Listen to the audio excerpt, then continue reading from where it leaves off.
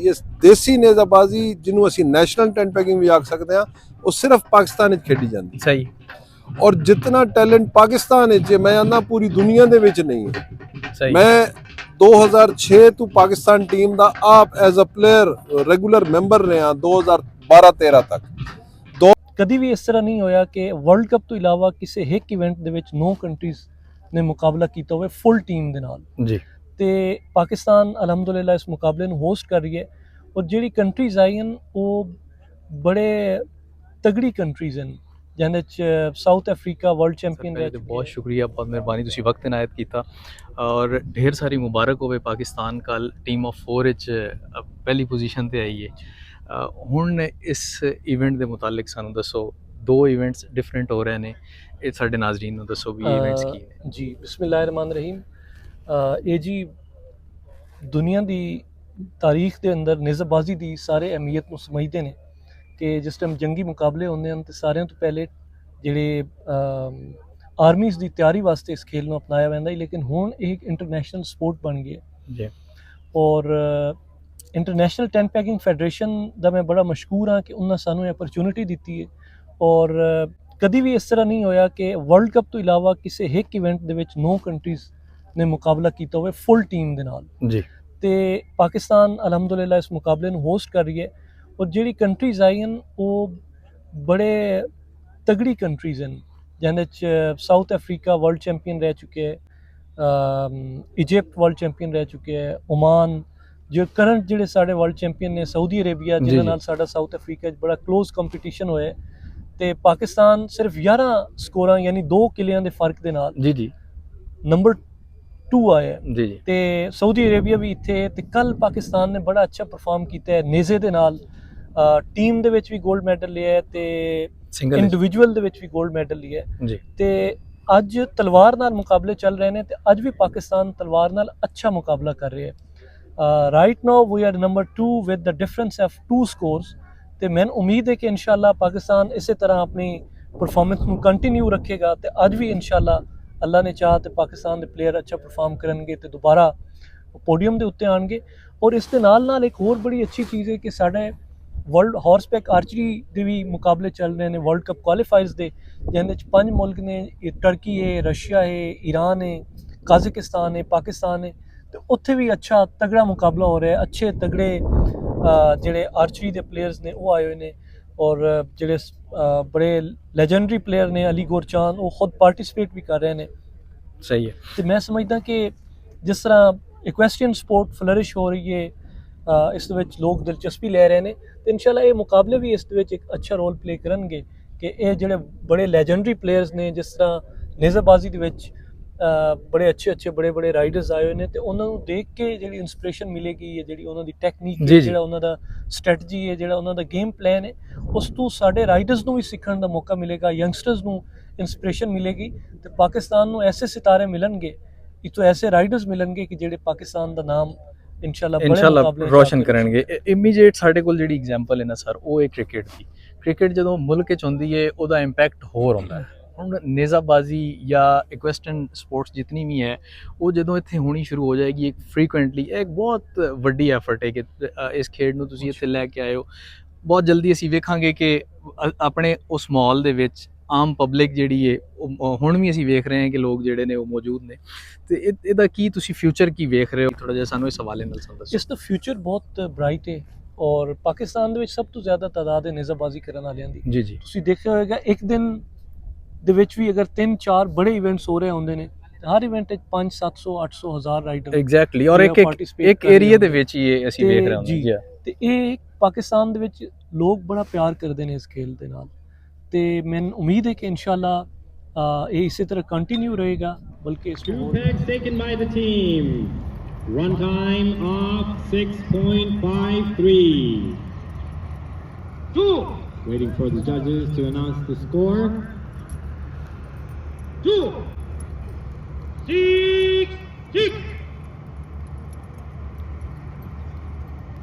6.53 run time in time. Team Pakistan ਸਾਡੇ ਨਾਲ ਮੌਜੂਦ ਹੈ। ਮਲਿਕ ਹਾरून ਬੰਦਿਆਲ ਸਾਹਿਬ ਟੀਮ ਦੇ ਕੋਚ ਨੇ ਔਰ बाकी टीम का तारफ भी मलिक साहब को लेने हैं। और मलिक साहब पहले तो ढेर सारी मुबारक, कल ਵਿਨ ਕੀਤਾ ਸਾਡੀ ਟੀਮ। ਪਾਕਿਸਤਾਨ ਨੂੰ ਮੁਬਾਰਕ, ਤੁਹਾਨੂੰ ਮੁਬਾਰਕ, ਤੁਹਾਡੇ ਟੀਮ ਮੈਂਬਰਸ ਨੂੰ ਮੁਬਾਰਕ ਢੇਰ ਸਾਰੀ। बिस्मिल्लाहिर्रहमानिर्रहीम, बहुत बहुत शुक्रिया तुसां पाकिस्तान टीम के हवाले नाल कवरेज करते पे हो। यकीनन पूरे पाकिस्तान की आवाम नू मुबारक। पाकिस्तान प्लेयर्स वाकई बहुत अच्छा खेडे और कल टीम ऑफ 4 विद लांस जिन्हों असांदे बई सांग दी सैक्शन जी ਉਹਦੇ 'ਚ पाकिस्तान गोल्ड मैडल हासिल किया। सिंगल दे विच आफ्ताब शबीर सिंगल सांग गोल्ड मैडल हासिल किया। इरफान महमूद वट्टू टाए ਦੇ ਉੱਤੇ ਜਿੱਤ ਕੇ, टाए तो मैं दसदा जावां कि टाए तो मुरादे आउंदा 2-4 प्लेयर्स ਦਾ ਜਦੋਂ ਬਰਾਬਰ ਪੁਆਇੰਟਸ ਹੋ ਜਾਂਦੇ ਨੇ ਫਿਰ ਉਹ 2.5 ਸੈਂਟੀਮੀਟਰ ਪੈਗ ਦੇ ਉੱਤੇ ਮੁਕਾਬਲਾ ਕਰਵਾਉਂਦੇ ਨੇ ਜਿਹਨੂੰ ਅਸੀਂ ਪੜਤਾੜੀ ਆਉਂਦੇ ਹਾਂ। ਠੀਕ ਹੈ। ਪੜਤਾੜੀ ਦੇ ਉੱਤੇ ਇਰਫਾਨ ਪੜਤਾੜੀ ਚੁੱਕ ਕੇ ਔਰ ਉਹ 3rd ਪੋਜੀਸ਼ਨ ਹਾਸਿਲ ਕੀਤੀ। ਮਾਸ਼ਾਅੱਲਾ, ਜ਼ਿੰਦਾਬਾਦ। ਤੇ ਮੈਂ ਨਾਲ ਨਾਲ ਤਾਰਫ ਕਰਵਾਉਂਦਾ ਜਾਵਾਂ ਤੇ ਤਸਵਰ ਅਬਾਸ ਲੱਕ ਜੀ ਇਹ 2024 ਦੇ ਵਿੱਚ ਵਰਲਡ ਕੱਪ ਸਾਊਥ ਅਫਰੀਕਾ 2023 ਆਈ, 2023 ਦੇ ਵਿੱਚ ਵਰਲਡ ਕੱਪ ਸਾਊਥ ਅਫਰੀਕਾ 골ਡ ਮੈਡਲਿਸਟ ਮਾਸ਼ਾਅੱਲਾ। Rings and peg, lemon cutting ਔਰ ਰੀਲੇ ਦੇ ਇਵੈਂਟਸ ਦੇ ਵਿੱਚ। ਆਫਤਾਬ ਸ਼ਬੀਰ ਸਾਡਾ ਅੰਡਰ 21 ਦਾ ਕੈਪਟਨ ਰਿਹਾ, ਹੁਣ ਮਾਸ਼ਾਅੱਲਾ ਇਹ ਨੈਸ਼ਨਲ ਟੀਮ ਦਾ ਹਿੱਸਾ। ਮਾਸ਼ਾਅੱਲਾ। ਸਾਊਥ ਅਫਰੀਕਾ ਇੱਕੋ ਦਿਨ ਖੇਡ ਸਕਿਆ, ਫਿਰ ਉਹਦੇ ਬਾਅਦ ਐਂਡ ਪੁਆਇੰਟ ਤੇ ਇਹਦਾ ਘੋੜੇ ਦਾ ਇੱਕ ਐਕਸੀਡੈਂਟ ਹੋਇਆ ਤੇ ਉਹਦੇ ਨਾਲ ਇਹਦੀ ਲੱਤ ਟੁੱਟ ਗਈ।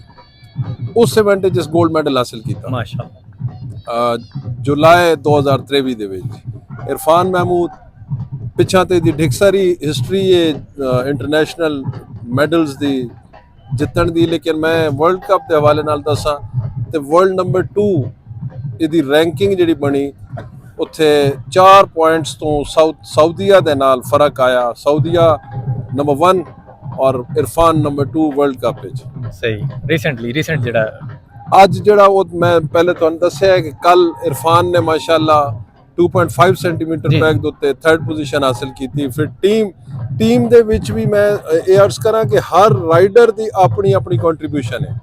ਸਹੀ। ਅਗਰ 3 ਕੰਟਰੀਬਿਊਟ ਕਰਦੇ ਪੈਣ, ਚੌਥਾ ਨਹੀਂ ਕਰਦਾ ਤਾਂ ਟੀਮ ਅੱਗੇ ਨਹੀਂ ਜਾ ਸਕਦੀ। Team work, it's all about team work. ਜੀ ਬਿਲਕੁਲ ਠੀਕ। ਤੁਹਾਡੇ ਨਾਲ ਨਿਊ ਕਮਰ ਸਾਡਾ ਨੈਸ਼ਨਲ ਟੀਮ ਦਾ ਪਲੇਅਰ ਰਾਸ਼ਿਦ ਅਲੀ ਵੜਾਇਚ, ਉਸ ਦੇ ਨਾਲ ਮਸਤਾਨ ਸ਼ੇਖ ਗੁਲਾਮ ਮਸਤਾਨ ਫਰਮ ਮੁਲਤਾਨ, ਮਾਸ਼ਾਅੱਲਾ ਇਹ ਵੀ ਸਾਡੀ ਟੀਮ ਦਾ ਨਵਾਂ ਪਲੇਅਰ ਹੈ। ਔਰ ਰੀਸੈਂਟਲੀ ਜਾਰਡਨ ਦੌੜ ਕੇ ਆਏ ਨੇ ਤੇ ਹੁਣ ਇੱਥੇ ਮਾਸ਼ਾਅੱਲਾ ਇਹ ਲਾਹੌਰ ਚੈਂਪੀਅਨਸ਼ਿਪ ਪਾਰਟਿਸਿਪੇਟ ਕਰਦੇ ਪਏ। ਮਲਕ ਸਾਹਿਬ, ਇਹ ਫਰਮਾਓ ਕਿ ਨੇਜ਼ਾਬਾਜ਼ੀ ਦਾ ਜਨੂਨ ਹੈ ਪਾਕਿਸਤਾਨ ਦੇ ਵਿੱਚ, ਵਿਟਨੈਸ ਕਰ ਰਹੇ ਹੋ ਤੁਸੀਂ ਵੀ, ਅਸੀਂ ਵੀ ਕੁਛ ਅਰਸੇ ਤੋਂ। ਇਸ ਤਰ੍ਹਾਂ ਦੇ ਜਿਹੜੇ ਇੰਟਰਨੈਸ਼ਨਲ ਇਵੈਂਟਸ ਨੇ ਸਾਡੇ ਪਾਕਿਸਤਾਨ ਦੇ ਵਿੱਚ ਹੋਣਾ ਕਿਤਨੀ ਅਹਿਮੀਅਤ ਦੇ ਆਮਿਲ ਨੇ, ਜਦੋਂ ਹਰ ਘਰ ਦੇ ਵਿੱਚ ਸਵਾਰ ਮੌਜੂਦ ਹੈ, ਹਰ ਘਰ ਦੇ ਵਿੱਚ ਘੋੜਾ ਮੌਜੂਦ ਹੈ ਔਰ ਲੋਕ ਇਸ਼ਕ ਦੀ ਹੱਦ ਤੱਕ ਪਿਆਰ ਕਰਦੇ ਨੇ ਇਸ ਖੇਡ ਨੂੰ। ਬੜਾ ਖੂਬਸੂਰਤ ਸਵਾਲ ਹੈ ਭਾਈ। ਮੈਂ ਇੱਕ अर्ज ਕਰਾਂ, ਸਾਡੀ ਕੌਮੀ ਜ਼ਬਾਨ ਉਰਦੂ ਹੈ ਜੀ ਹਾਂ, ਲੇਕਿਨ ਸਾਡੀ ਪ੍ਰੈਫਰੈਂਸ ਇੰਗਲਿਸ਼ ਹੁੰਦੀ ਹੈ। ਵਜ੍ਹਾ ਪੂਰੀ ਦੁਨੀਆ ਦੇ ਵਿੱਚ ਇੰਗਲਿਸ਼ ਬੋਲੀ ਜਾਂਦੀ ਹੈ ਜੀ। ਅਸਾਂ ਵੇਖਣਾ ਇਹ ਵੇ ਕਿ ਪੂਰੀ ਦੁਨੀਆ ਦੇ ਵਿੱਚ ਕਿਹੜੀ ਗੇਮ ਖੇਡੀ ਜਾਂਦੀ ਹੈ ਤੇ ਪੂਰੀ ਦੁਨੀਆ 'ਚ ਇੰਟਰਨੈਸ਼ਨਲ ਟੈਂਟ ਪੈਕਿੰਗ ਖੇਡੀ ਜਾਂਦੀ ਹੈ। ਦੇਸੀ ਨੇਜ਼ਾਬਾਜ਼ੀ ਜਿਹਨੂੰ ਅਸੀਂ ਨੈਸ਼ਨਲ ਟੈਂਟ ਪੈਕਿੰਗ ਵੀ ਆਖ ਸਕਦੇ ਹਾਂ, ਉਹ ਸਿਰਫ ਪਾਕਿਸਤਾਨ ਵਿੱਚ ਖੇਡੀ ਜਾਂਦੀ ਹੈ। ਸਹੀ। ਔਰ ਜਿਤਨਾ ਟੈਲੈਂਟ ਪਾਕਿਸਤਾਨ ਵਿੱਚ ਮੈਂ ਆਨਾ ਪੂਰੀ ਦੁਨੀਆ ਦੇ ਵਿੱਚ ਨਹੀਂ ਹੈ। ਸਹੀ। ਮੈਂ 2006 ਤੋਂ ਪਾਕਿਸਤਾਨ ਟੀਮ ਦਾ ਆਪ as a player regular member ਰਿਹਾ 2012-13 ਤੱਕ। 2012-13 ਤੋਂ ਇਰਫਾਨ ਇਸ ਟੀਮ ਦੇ ਵਿੱਚ ਆਇਆ, ਫਿਰ ਤਸਵਰ ਇਹਦੇ ਵਿੱਚ ਆਇਆ। ਮੈਂ ਆਪਣੇ ਐਕਸਪੀਰੀਅੰਸ ਦੀ ਬੁਨਿਆਦ ਤੇ ਗੱਲ ਕਰਾਂ, ਰਾਈਡਰ ਵੀ ਸਾਡੇ ਤਕੜੇ, ਪਲੇਅਰ ਵੀ ਸਾਡੇ ਤਕੜੇ, ਔਰ ਉਸ ਵਿੱਚ ਇਹ ਐਡਵਾਂਟੇਜ ਹੈ ਕਿ ਸਾਡੀ ਨੈਸ਼ਨਲ ਨੇਜ਼ਾਬਾਜ਼ੀ ਇਤਨੀ ਜ਼ਿਆਦਾ ਖੇਡੀ ਜਾਂਦੀ ਹੈ ਕਿ ਰਾਈਡਰਸ ਨੂੰ ਬੇਤਹਾਸ਼ਾ ਐਕਸਪੀਰੀਅੰਸ ਹੈ। ਸੋ ਮੈਂ ਤੇ ਬਿਲਕੁਲ ਤੁਹਾਡੀ ਗੱਲ ਨੂੰ ਸੈਕਿੰਡ ਕਰਦੇ ਹੋਏ ਆਖਸਾਂ ਕਿ ਇੱਥੇ ਹਰ ਸੂਰਤ ਇੰਟਰਨੈਸ਼ਨਲ ਟੈਂਟ ਪੈਕਿੰਗ ਕੰਪੀਟੀਸ਼ਨਸ ਹੋਣੇ ਚਾਹੀਦੇ ਹਨ ਗਵਰਨਮੈਂਟ ਸਤ੍ਹਾ ਤੇ। ਸਹੀ। ਇੱਕੋ ਇਵੈਂਟ ਹੁੰਦਾ ਹੈ ਪ੍ਰਾਈਵੇਟ ਤੌਰ ਦੇ ਉੱਤੇ, ਉਹ ਵੀ ਸੁਲਤਾਨ ਮੁਹੰਮਦ ਅਲੀ ਸਾਹਿਬ ਕਰਵਾਉਂਦੇ ਹਨ ਹਰ ਸਾਲ, ਸੁਲਤਾਨ ਇੰਟਰਨੈਸ਼ਨਲ ਜੋਰਾਬਾਦ। ਜੀ ਹਾਂ। ਤੇ ਉਸ ਤੋਂ ਇਲਾਵਾ ਤੇ ਇਹਨਾਂ ਪਲੇਅਰਸ ਨੂੰ ਕੋਈ ਇੰਟਰਨੈਸ਼ਨਲ ਇਵੈਂਟ ਨਹੀਂ ਮਿਲਦਾ।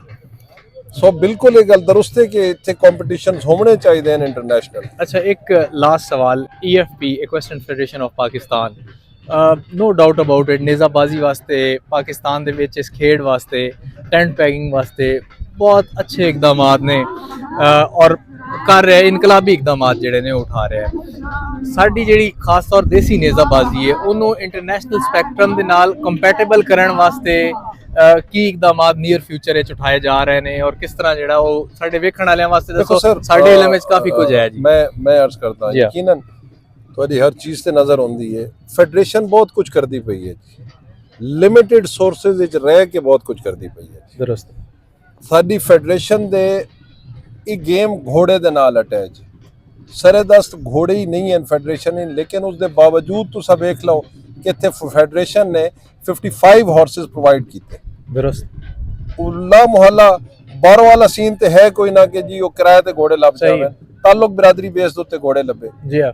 ਹਰ ਸੂਰਤ ਮੈਂ ਇਸੇ ਤੋਂ ਗਵਰਨਮੈਂਟ ਸਤਹ ਤੇ ਮੈਂ ਗੱਲ ਕੀਤੀ ਹੈ ਕਿ ਗਵਰਨਮੈਂਟ ਦੀ ਸਪੋਰਟ ਹਰ ਸੂਰਤ ਹੋਣੀ ਚਾਹੀਦੀ ਹੈ। ਇਹ ਉਹ ਪਲੇਅਰਸ ਨੇ ਜਿਹੜੇ ਹਰ ਗਰਾਊਂਡ ਵਿੱਚ ਪਾਕਿਸਤਾਨ ਦਾ ਫਲੈਗ ਹਾਈ ਕਰ ਸਕਦੇ ਆ ਬਿਲਕੁਲ। ਔਰ ਅਲਹਮਦੁਲਿਲਾ ਕਰਦੇ ਆ ਕਰਦੇ ਆ ਰਹੇ ਨੇ।